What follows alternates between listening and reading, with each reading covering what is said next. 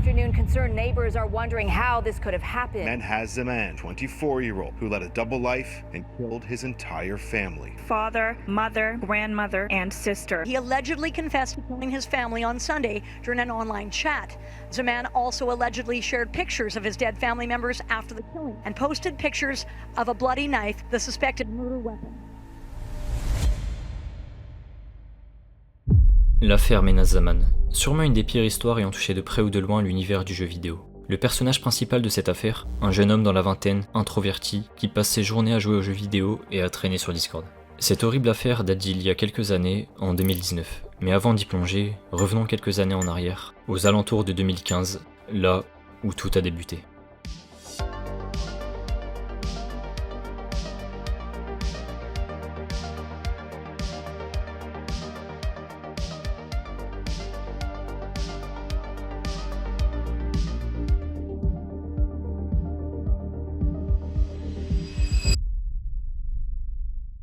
Cette histoire commence sur un jeu vidéo intitulé Perfect World, un MMORPG gratuit sorti en 2005, dans lequel on peut créer une classe et évoluer dans un monde fantastique avec du commerce, des guildes, du PVP, en bref, un MMO tout à fait banal parmi les centaines d'autres qui se sont développés à cette époque. C'est sur ce jeu que Menaz Zaman passe ses journées, dans un serveur spécifique centré sur le PVP qui porte le nom de Perfect World Void Legacy.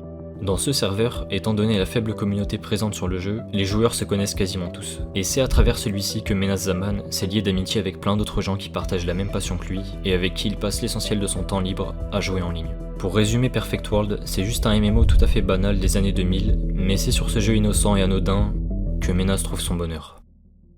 Pour le présenter brièvement, Menaz Zaman est quelqu'un de tout à fait banal né en 1996 dans l'Ontario, au Canada. Il vit chez ses parents avec sa petite sœur et il étudie à l'université dans un cursus d'ingénierie. En bref, Menaz a une vie tout à fait ordinaire et rien d'anormal ne se serait passé s'il n'y avait pas juste un élément perturbateur le concernant. Il est accro aux jeux vidéo. Sur le serveur Discord de Perfect World Void Legacy, les gens le voient actif du matin au soir à jouer à Perfect World, loupant même ses cours à la fac, ce qui conduira à l'inévitable pour lui, il redouble sa première année. Menaz finira même par abandonner progressivement les cours, pour finir par ne plus du tout y aller, afin d'avoir plus de temps libre pour jouer à Perfect World. Tout ça n'aurait été qu'une histoire parmi tant d'autres si Menaz n'avait pas fait le pire choix possible, mentir à sa famille. Sans que ses parents ne soient au courant, Menaz passait toutes ses journées non pas à étudier, mais à jouer à Perfect World, troller sur Discord, voire même insulter.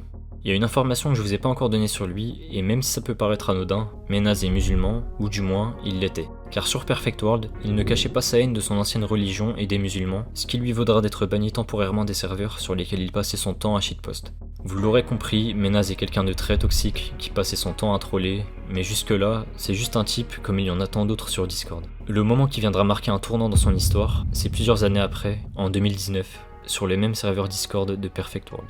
Après avoir enfin été banni après toutes les insultes qu'il proférait, un de ses amis lui demande sur Discord sur quel serveur il va jouer désormais. Ce à quoi Menaz répond ironiquement, sur la prison de Perfect World. Son ami interrogé ne comprend pas de quoi Menaz parle, c'est alors que ce dernier lui précise son intention. Je vais tuer mes parents et aller en prison. On est en 2019 et ça fait maintenant plus de 3 ans que Menaz vit la même routine, 3 ans qu'il ment à ses parents et 3 ans qu'il se prépare à mettre en place un plan qui mettra fin à ce cycle de vie.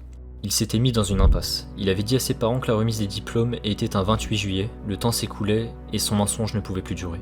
Tout cela explique pourquoi Menaz a mis en place, pendant toutes ces années, un plan radical qui mettra fin à toute cette situation. Les éliminer avant cette date. On est le 27 juillet et un ami de Menaz s'inquiète. Il ne donne aucun signe de vie sur Discord depuis plusieurs jours. Cet ami, qu'on va appeler X, décide de lui écrire le samedi 27 juillet à 22h, sans se douter qu'il allait recevoir un message qui le marquera toute sa vie. J'ai tué ma mère et ma grand-mère. J'attends que ma sœur vienne dans 5 minutes, puis mon père dans 1 heure. Voilà ce que lui répondit Menaz. Au début, X n'y croyait pas du tout.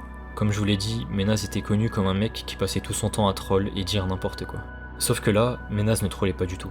Et pour prouver qu'il disait vrai, il avait posté une photo sur le Discord, des photos de sa mère, sa grand-mère et sa sœur, gisant au sol, baignant dans leur propre sang. À partir de ce moment-là, X avait compris que Menaz ne rigolait pas et que des vies étaient en jeu.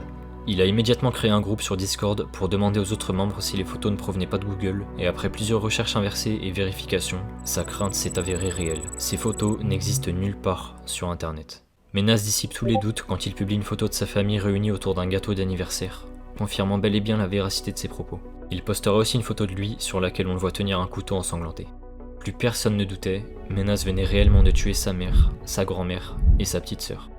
C'est un choc sur le serveur, personne ne s'attendait à voir ça, personne ne l'avait vu venir. Malgré le drame, il restait une urgence et une vie à sauver. Son père n'était toujours pas arrivé, Menas avait dit qu'il l'attendait et qu'il allait rentrer dans moins d'1 heure. Mais un problème de taille empêchait les membres du serveur d'agir, personne ne sait exactement où vit Menas. Ils vont donc passer toute la nuit à tracer son adresse IP, étendre le groupe de recherche, sauf que le temps passe et personne n'arrive à mettre la main sur cette info. Les minutes s'écoulent, le groupe de recherche tombe sur des adresses IP, mais chaque fois qu'elles sont vérifiées, elles s'avèrent appartenir à d'autres personnes. Malgré ces pertes de temps, aucun ne lâche l'affaire, la situation était beaucoup trop importante pour renoncer. Les recherches s'intensifiaient sur Discord jusqu'à ce qu'à un moment, ils reçoivent tous une notification de Menas. C'était une photo envoyée sur le Discord, une photo sur laquelle on apercevait le corps gisant d'un vieil homme, la gorge tranchée. C'était son père que Menas attendait depuis plus d'1 heure.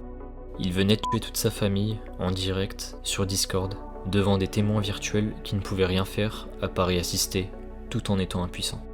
Bien évidemment, plusieurs screenshots du serveur ont été partagés, montrant les différentes conversations entre Menas et les autres membres. 2h13, quelques heures après les faits. Un type sur Discord lui demande ce qu'il compte faire de son temps restant, sachant que le pire se produit. Menas lui répond « Manger de la malbouffe, rendre visite à mon ex, boire et fumer. J'ai jamais bu d'alcool et j'ai jamais fumé. » 6h50, Menas envoie ce message dans le Discord. « Je viens de massacrer toute ma famille, je vais passer toute ma vie en prison si je survis. J'espère que je vous ai fait rire, et j'espère que vous vous souviendrez des bons moments. Vous allez tous me manquer. » 9h49, le dimanche matin.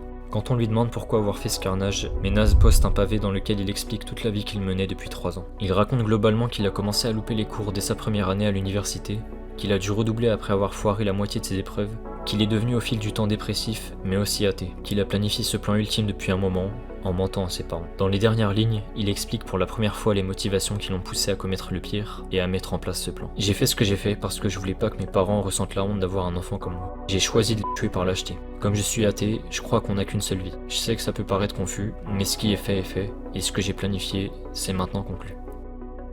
À 11h07, il poste un message dans la continuité du précédent, dans lequel il fait une autocritique sans montrer aucun remords. Je suis un lâche pathétique, un sous-homme. Depuis que je suis athée, je ne crois pas en l'au-delà. J'avais tellement peur de mourir, et je voulais qu'il meure pour qu'il ne souffre pas en apprenant à quel point j'étais un sous-homme pathétique, égoïste. Je suis juste pathétique. 11h18, dans une conversation, il reconnaît qu'il mérite d'être puni pour ses actes, qu'il est égoïste, mais qu'il ne pouvait plus supporter de s'être enfermé dans un mensonge permanent et qu'il voulait y mettre fin le plus rapidement. Les heures continueront de passer jusqu'à ce qu'à 15h, Menas envoie son tout dernier message. La police est arrivée, au revoir. On avait enfin réussi à le retracer à partir de son compte PayPal qui donnait accès à son adresse. Le cauchemar avait enfin pris fin, le dimanche 28 juillet 2019. Ce jour-là, le nom de Menas apparaissait dans tous les articles de la presse locale, et à la télé, toutes les chaînes d'infos en parlaient. Un jeune homme de 23 ans avait tué toute sa famille, sa mère, sa sœur, sa grand-mère et son père. À son procès, il sera jugé coupable et écopera d'une peine de prison à vie sans aucune possibilité de faire appel pendant 40 ans. Aujourd'hui, ça va bientôt faire 5 ans que Menas est enfermé, il doit avoir 27 ou 28 ans à l'heure où je vous parle, et son histoire est sûrement la pire qui soit liée de près ou de loin à Discord.